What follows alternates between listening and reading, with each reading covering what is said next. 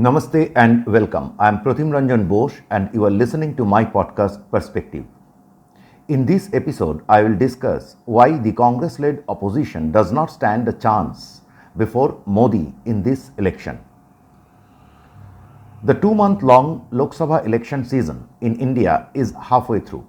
The polling is over in many major states like Assam, Tamil Nadu and Kerala. Andhra Pradesh and Telangana will go to polls in the next phase on May 13.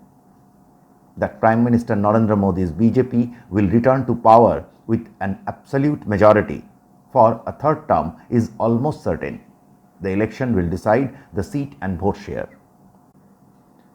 The absolute majority mark is 272. In 2019, BJP secured 303 seats with over 37% vote share. The BJP-led National Democratic Alliance or NDA had 353. In 2024, BJP aims to get 370, that is two-thirds majority.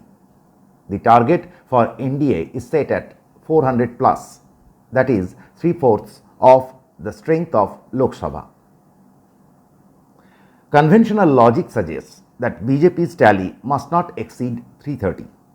The ideal range will be anywhere between 310 and 320. If BJP does better, that will be truly remarkable. Theoretically, a two-thirds majority gives the ruling party a handle to clear constitutional amendments. However, such a majority is required in either house of the parliament. And to get a dominant majority in Rajya Sabha or the upper house, BJP must win almost all state elections, which is impossible. It is therefore not clear why the BJP has set such a steep target in the ensuing election.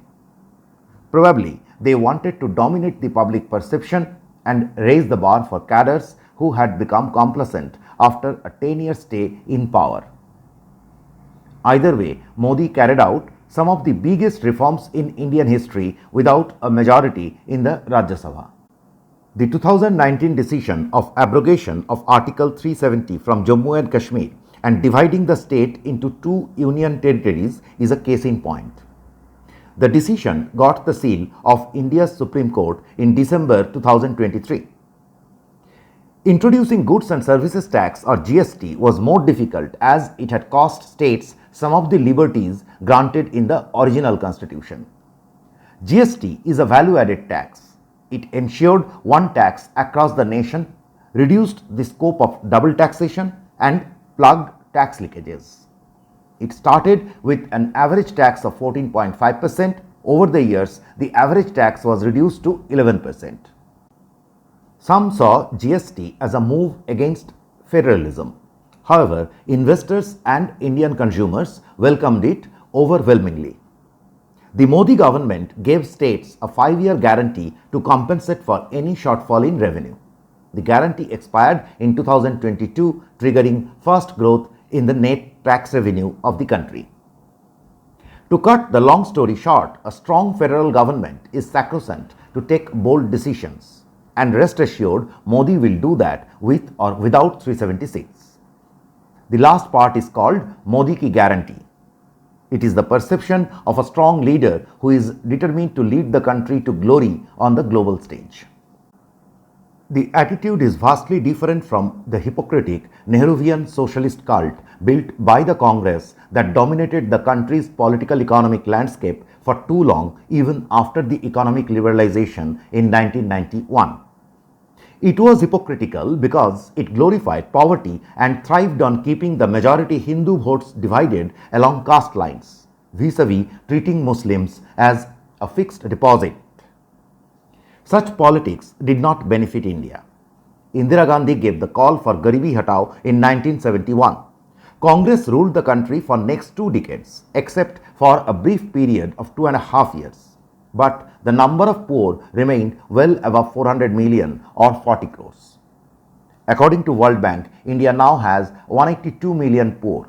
Inequality is down from both the 1977 and 2011 levels. Prime Ministers who took high moral grounds like Morarji Desai of Janata Party and VP Singh of Janata Dal were the worst. Desai compromised with national security. Singh played the caste reservation card to divide Hindu votes. From barely 10 to 15%, caste reservations in education and government jobs and even career progression moved up to at least 50%. Casteism is unacceptable, but giving precedence to caste even at the highest levels of bureaucracy or diplomacy or in premier institutes was disastrous. It is a reason behind the brain drain and shortage of skills in India. Both are major hurdles for growth. VP Singh was in power for less than a year in 1989. More than 3 decades later, Congress is banking on caste revisions to get votes. Expanding the scope of caste reservation in private sector is a prime objective of Congress's demand for a caste census. Congress tried its hands with dole politics in Rajasthan and Chhattisgarh, compromising fiscal prudence of both the states. They recently lost both the elections, yet promises of doles shower in the 2024 Congress manifesto. To cut a long story short, in the 2024 general election, India has two distinct alternatives. On the one hand, Modi presents a goal-oriented government that is talking about developed Bharat in 2047. On the other hand, Congress and other opposition parties are proposing to dislodge the growth agenda. The short service in armed forces was proposed by Congress governments. Modi implemented it. Rahul wants to roll it back. Is this mark of a responsible opposition that wants to replace Modi? The answer is known to voters, and Modi will win another election with an emphatic margin. Foreign media will tow Congress's diplomacy in danger, quote unquote, line for some time. But as India becomes more powerful, both economically and politically, they will sing a different tune. It is time the opposition politics should realize that elections are not won or lost by media. 75 years since independence, Indian democracy has matured. Voters look for viable alternatives. They do not want the country to be run by some mad men and women. Thank you for listening to Perspective. If you like this episode, please share and subscribe. See you next week. फिर मिलेंगे.